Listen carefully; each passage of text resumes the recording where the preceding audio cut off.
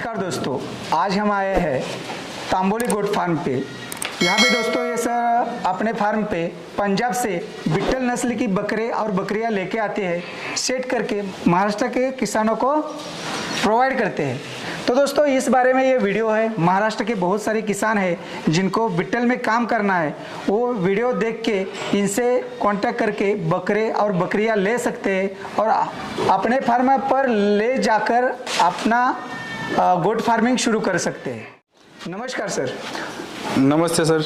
अपना परिचय दीजिए। मेरा नाम असलम तंबोली है। मेरा फार्म का नाम है तंबोली गोट फार्म, गांव शेलगांव, तालुका इंदापुर, जिला पुणे।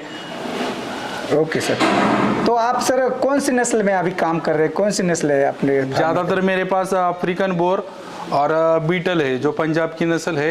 ये दो ही ब्रीड अभी मेरे फार्म पर अवेलेबल है। ज़्यादा क्वांटिटी में देखने गए तो अभी मेरे पास 100 से ऊपर ज़्यादा बीटल है। Okay sir.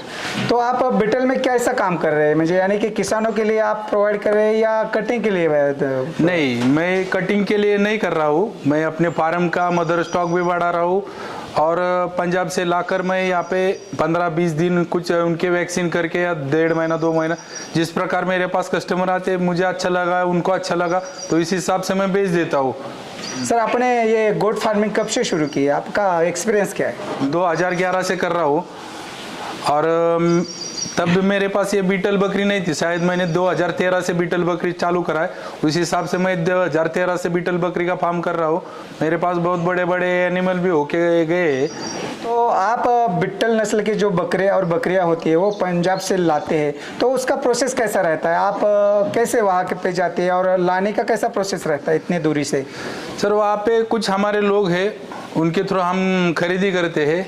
जब गाड़ी बड़ी बनाते हैं तब हम देखते हैं कि जानवर 100 है तो अपने को 200 जानवरों की गाड़ी चाहिए, क्योंकि उनको डिस्टेंस बहुत है। 1700 किलोमीटर अपने फार्म से लेके पंजाब जहाँ से माल उठाते हैं, 1700 किलोमीटर का डिस्टेंस है। तो उस हिसाब से अपन वो कवर करने के लिए बड़ी गाड़ी करते हैं और 2-3 जगह पर अपन रोक के उनको जो मिनरल मिक्सचर, जो प्रोटॉन वगैरह या लिवर टॉनिक उनको देते हैं, जो थकावट उनको ना आए, जानवर बीमार ना पड़े, उनकी पूरी सेहत भी अच्छी रहती है। हाँ, सेहत अच्छी रखने के लिए अपन बहुत कोशिश करते हैं कि बाबा वो जानवर यहाँ के अपने फार्म में वापस बीमार ना पड़े। और यहाँ आने के बाद अपन उनको वैक्सीन कर देते, जो PPR था अपन पंजाब में ही कर देते हैं उनको उठाने के पहले। जो ETV और बाकी ये जो वैक्सीन है, जो अपने फार्म में आने के बाद अपन उनको कर देते हैं। Okay sir. तो बहुत सारे किसान की ये गलती होती है कि जब भी वो नया फार्म शुरू करते हैं तो उनको मालूम नहीं रहता है कि बकरियों का वैक्सीनेशन हुआ है या नहीं है, लेकिन आपके फार्म पे जो भी बकरियां है उनका पूरा वैक्सीनेशन करके आप उन्हें देते हैं। देखो, फार्मर हूँ तो वैक्सीनेशन करना पड़ेगा। इतने बड़ी क्वांटिटी में मैं बिना वैक्सीन के माल नहीं संभाल सकता, क्योंकि मेरे पास बहुत क्वांटिटी है। ये बिना वैक्सीन के माल टिक ही नहीं पाएगा, एक 15-20 दिन में पूरा मर जाएगा, क्योंकि मैं बाहर से ट्रैवलिंग करके ला रहा हूँ तो उसमें बहुत सारी बीमारी आएगी। तो उस वजह से मुझे वैक्सीन तो करना पड़ेगा। वैक्सीन करने के बाद जो जानवर में चमक और फुर्ती आती है वो अलग ही रहती है। Okay sir. तो ये कितना रिस्की है कि जो भी नया किसान है वो पंजाब में जाके बकरियां खरीदता है, तो कितना रिस्की रहता है वो? बहुत रिस्की है सर, क्योंकि मैं फर्स्ट टाइम गया था तब मेरे साथ भी जो हादसा हुआ, मैं नहीं बोलना चाहता, लेकिन जो नए लोग महाराष्ट्र से जाते हैं उनके साथ बहुत अलग अलग तरीके के हादसे होते हैं। किसी के साथ क्या होगा वो मैं बोल नहीं सकता, लेकिन वो पैसे के और जान के माल को भी खतरा हो सकता है उस पंजाब जाने में। क्योंकि वहाँ पर क्या होता है, लोग फिराद में रहते हैं, बाबा महाराष्ट्र से आए, इनको कस्टमर बनाना है, अपना ग्राहक है ये, तो इनको माल बेचना है। वो कैसा खराब भी माल देते हैं और अपने लोगों को क्या बड़े से बड़े माल खरीदी करना है। तो उस हिसाब से अपन अपने लोग जाकर वहाँ के क्या करते हैं कि क्या अच्छी बकरी है तो उसको दुगना तिगना दाम करके वो लेके आते, और उसमें से 1-2 बकरी मर गई तो कुछ नहीं बचता फिर। तो इस हिसाब से जो महाराष्ट्र में जो फार्मर है उनके पास जाके आप चेक करके माल लेंगे तो आपको बहुत अच्छी बकरियां मिल सकती है और क्वालिटी और मिल सकती है आपको। ओके। तो किसान भाई बहुत ही अच्छा इनका फार्म है, ये अपने फार्म पे बकरियां सेट करके ही देते हैं। तो आप पंजाब में डायरेक्ट जाके जो बकरियां खरीदते हैं तो बहुत सारे प्रॉब्लम को फेस करना पड़ सकता है, जैसे कि इन्होंने बताया। तो अगर आपको बकरियां या बकरे चाहिए तो सर के फार्म पे आइए और सेट हुए जो भी पशु है वो लेके जाइए।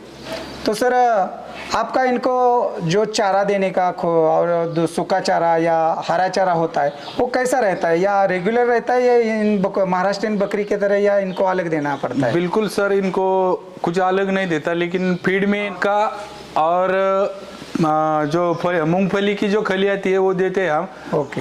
और एक माल जब पंजाब से यहाँ पे आता है तो 1 महीना तक हम उनको सूखे चारे पे रखते हैं, जाने इस वजह से कि उस जानवर में जुलाब या दूसरी बीमारी ना आ जाए।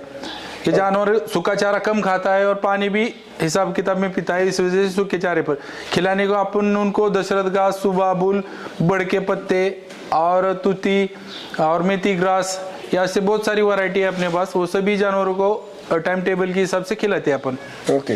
तो किसान भाइयों, जैसे कि इन्होंने बताया इनका एक प्रोसेस रहता है, उसी तरह से उनको ये चारा या खली या जो भी देते हैं तो उनसे उनकी सेहत अच्छी रहती है।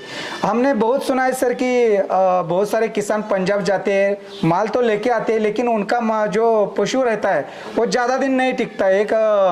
10 या 1 महीने के अंदर जो पूरा शेड होता है वो आधा शेड तो मर जाता है। तो इसका कारण क्या रहता है?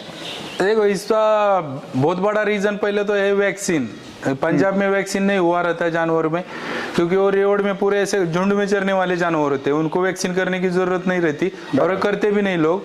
और यहाँ पे लाने के पहले वैक्सीन नहीं कर, महाराष्ट्र जब फार्मर ला रहा है माल तो उसको वैक्सीन करना चाहिए और उसको विटामिन और डीवर्मिंग और लिवर टॉनिक इन चीज़ों की पूर्ति करके देंगे तो जानवर नहीं मरेंगे।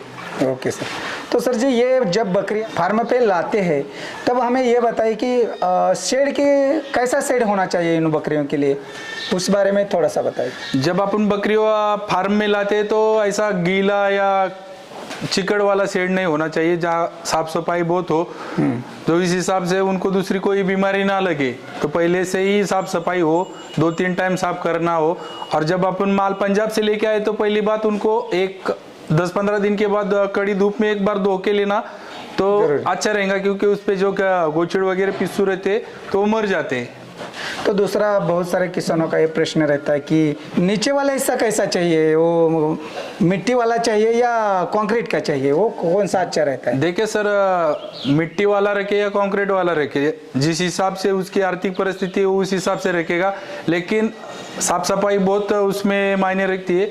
जब मिट्टी का भी होगा तो 2 टाइम वो साफ करके लेगा तो बीमारी बहुत कम कंट्रोल में हो सकती है। आप हाईटेक लगा सकते हैं गोचिड़ के लिए और दूसरे भी इंजेक्शन है, तो उस हिसाब से बीमारी बहुत कंट्रोल में रह सकती है। Okay sir.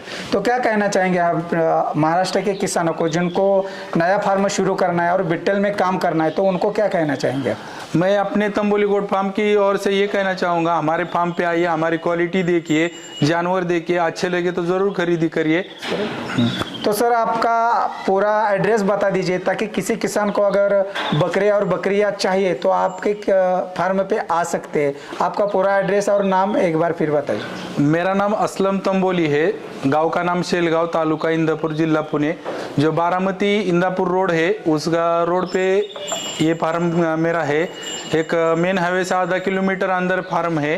तो किसान भाइयों, अगर आपको बिट्टल में काम करना है, अगर बिट्टल का आपको मेल चाहिए या फीमेल चाहिए तो आप ज़रूर इनसे कांटेक्ट कर सकते हो। अगर आपको एक शेड खड़ा करना है बकरी पालन का तो भी आप इनसे कांटेक्ट करके अच्छी रेंज में बकरे और बकरियां ले सकते हो और अपना गोट फार्मिंग शुरू कर सकते हो। धन्यवाद सर।